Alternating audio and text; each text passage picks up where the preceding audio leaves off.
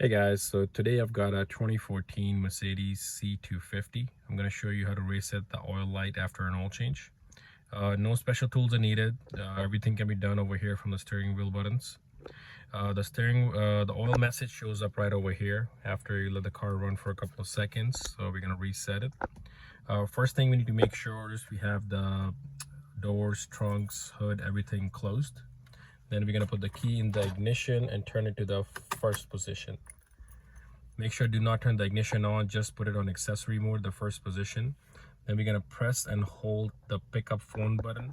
And while holding that, we're going to press and hold the OK button. So I'm going to press the pickup phone, press the OK button and hold it.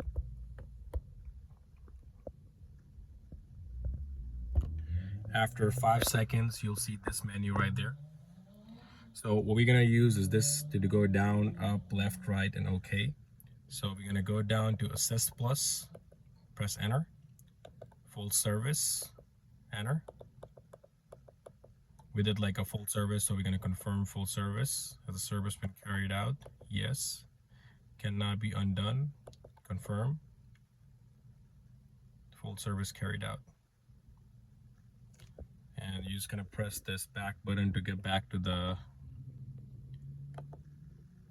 main menu, and that's it. Turn the ignition off, start the vehicle back, and that light should not come back on. So very easy to do. Anybody can do it after the oil change. You don't have to keep on driving with the light coming on. It's very simple, especially for the DIYers. Hopefully this helps. Thank you for watching this video. Please like and subscribe.